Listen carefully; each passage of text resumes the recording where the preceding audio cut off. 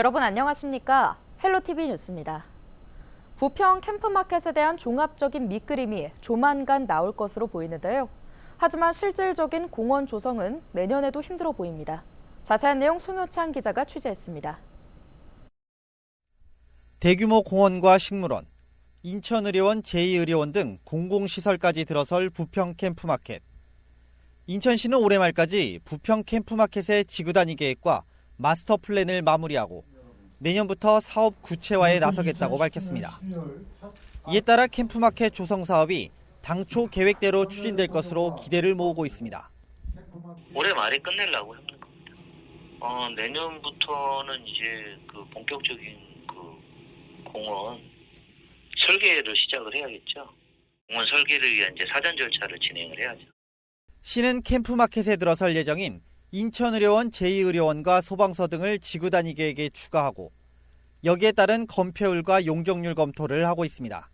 현재의 용도를 변경해 건물을 올릴 수 있도록 하겠다는 것입니다.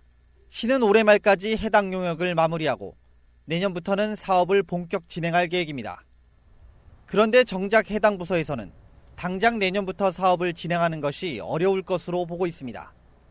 문제는 예산. 사업 진행 전에 타당성을 검토해야 하는데 이에 필요한 용역 비용, 즉 예산을 마련해야 하기 때문입니다. 내년에는 아마 예산 편성하는 절차만 진행이 되고 실제적으로 설계는 2026년 정도에나 들어갈 것 같아요. 시의 말대로라면 타당성 용역은 2026년부터 가능합니다. 이렇게 되면 사업 진행은 자연스레 미뤄질 수밖에 없습니다. 용역이 최소 10개월에서 1년 이상까지 소요되기 때문입니다. 또한 현재 진행 중인 비구역 오염토 정화 작업 기간도 2026년까지입니다. 여기에 지난해 말 반환받은 D구역에서 토양 오염이 발견될 경우 추가로 정화 작업을 해야 합니다. 결국 캠프마켓 사업은 빨라야 2027년 이후에나 가능할 것이라는 게 중론입니다. 내년부터 사업 구체화에 나서기로 했던 인천시. 하지만 여러 이유로 발목이 잡히면서 사업 지연은 불가피해 보입니다. 헬로티비 뉴스 송혜창입니다.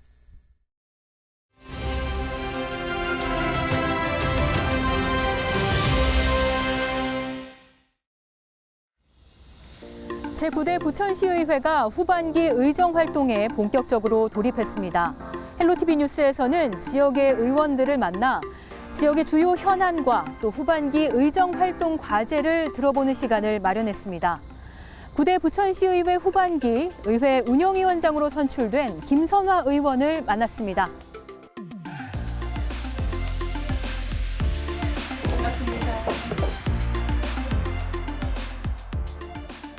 후반기 상호임 위원장을 맡게 되어 막중한 책임감을 느낍니다. 운영위원회를 이끌어가면서 가장 중요하게 생각하는 것은 투명성과 소통입니다. 각 의원들과의 활발한 의사소통을 통해서 다양한 의견을 수렴하고 시민들의 목소리를 반영할 수 있는 의회를 만들어 나가기 위해서 운영위원회를 만들어 나갈 것입니다. 또한 효율적인 회의 진행과 신속한 결정으로 의회의 주요 현안을 해결하고 의회 운영의 효율성을 극대화하도록 하여 시 집행부와 함께 원활한 의회 운영이 될 수 있도록 노력하겠습니다. 다양한 정치적 입장과 의견이 존재하지만 공통된 목표를 향해서 서로 협력하고 이해하는 문화가 자리 잡을 수 있도록 하겠습니다. 이는 시민들의 삶의 질을 향상시키기 위한 중요한 발판이 될 것이고 의회의 존재 의의가 될 것입니다. 의회의 전반적인 운영과 일정 조율, 그리고 의회와 관련된 법안 심사와 예산안 검토 등을 다양한 역할을 맡고 있습니다. 그중에서도 가장 중요한 역할은 견제와 균형이라고 생각합니다. 집행부와의 긴밀한 협력 속에서도 시민의 권익 보호를 위해서 반드시 필요한 견제와 감시 기능을 충실히 수행할 수 있도록 의정활동을 보장하고 시민들의 신뢰하는 의회를 만들어 나가겠습니다.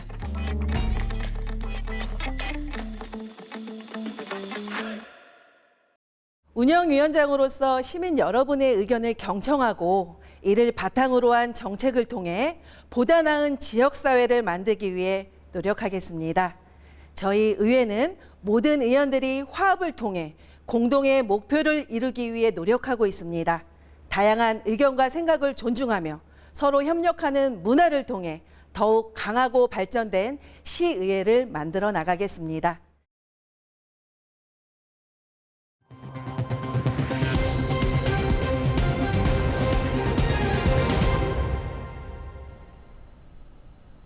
김포시의회 더불어민주당이 전반기 부의장과 상임위원장직에서 전원 사퇴했습니다.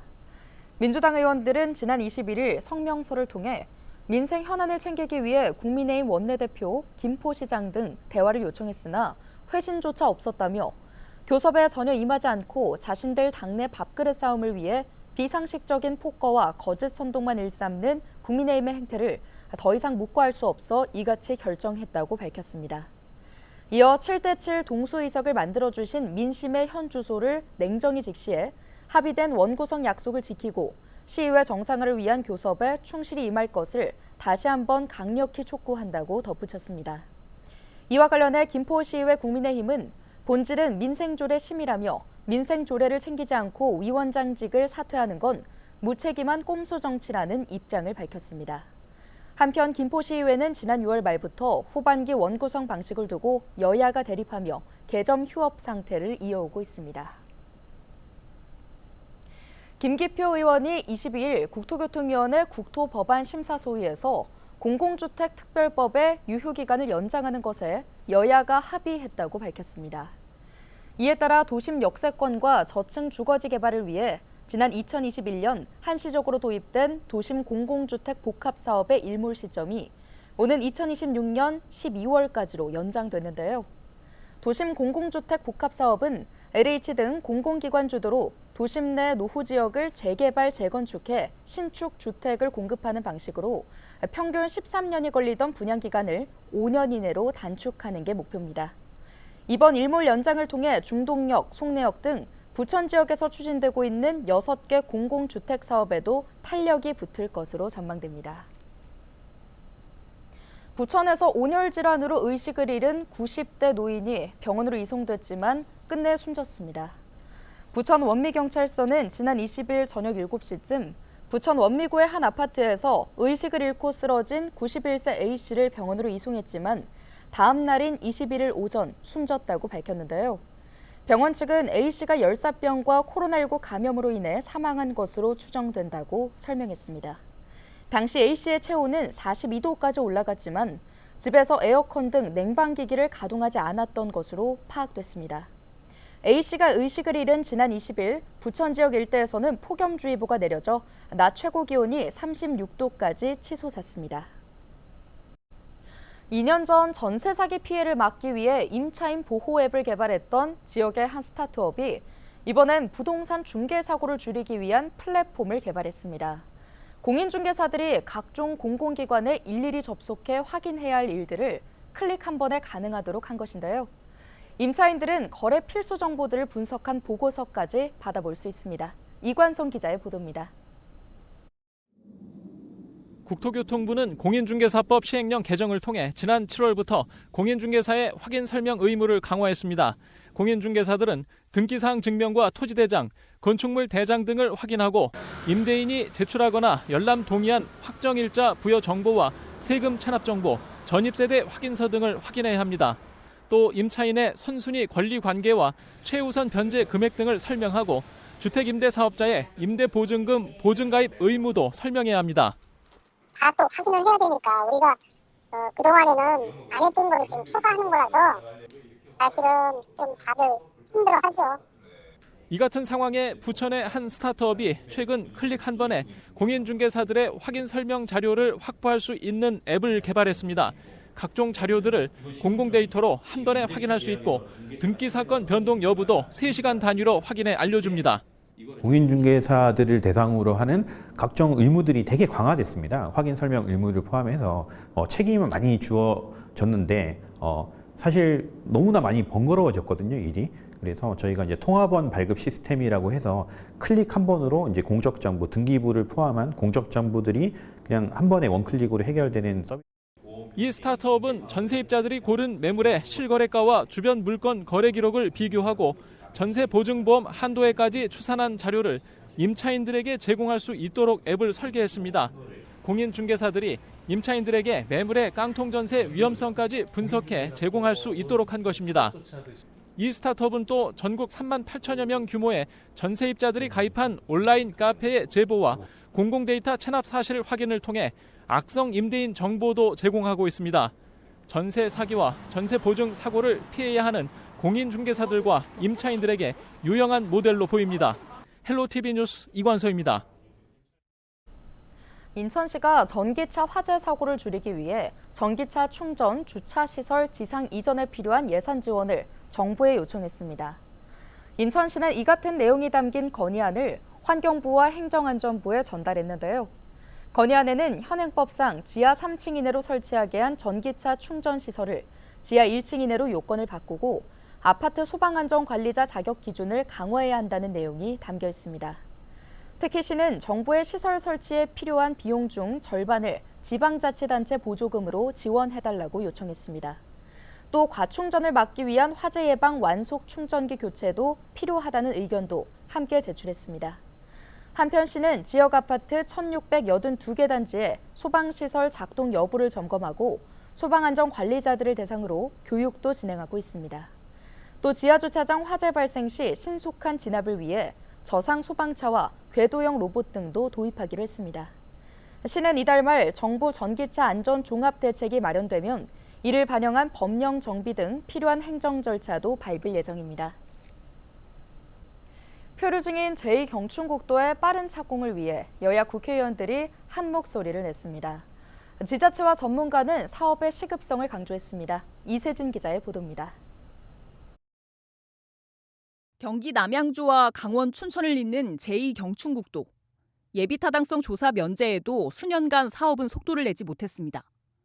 그 사이 인근 도로 정체가 가속화되면서 서둘러 첫삽을 떠야 한다는 목소리가 커지고 있습니다. 길 엄청 막히지 않습니까? 당연히 빨리 해야죠. 정책의 결정에 있어서 이게 공정하지 못한 무언가가 분명히 있구나. 그게 뭐 인구수가 됐든. 전문가들도 조기 착공 필요성에 힘을 실었습니다. 경춘국도라든가 아니면은 아까 말씀드렸던 고속도로의 교통량 자체를 우회함으로써 또는 통행을 감소시킴으로써 많은 사회적인 편익을 우리한테 가져다 줄 것이다라는. 불편한 교통망 해결을 위해 경기도도 목소리를 보탰습니다. 우리 경기 북부에 있는 주민들도 좀 더 원활하게 도로를 이용할 수 있는 그런 환경이 조성이 돼야 된다는 말씀을 드리고. 문제는 물가 인상으로 5천억 원 이상 늘어난 사업비. 정부의 적정성 검토도 넘어야 할 절차입니다. 지역구 국회의원들은 정부의 정책적 판단을 요구하는 한편 우리 강원도 북부나 경기도 북부는 대한민국의 종점입니다. 정책적인 배려를 해주지 않으면 안 되는 곳입니다. 예산 증액 문제에도 여야가 함께 대응하기로 했습니다.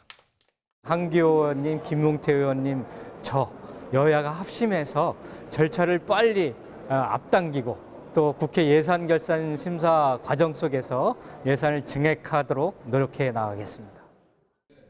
강원도는 제2경춘국도 사업을 더 이상 늦출 수 없다며 내년 착공 계획을 못 박았습니다. 헬로티비 뉴스 이세진입니다. 경기도 전역에 한 달째 폭염특보가 이어지고 있습니다.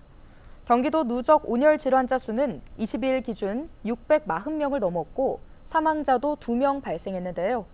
지난 5월 22일 올해 첫 온열 질환자가 나온 이후 현재까지 경기도 누적 온열 질환자는 총 645명으로 늘었습니다.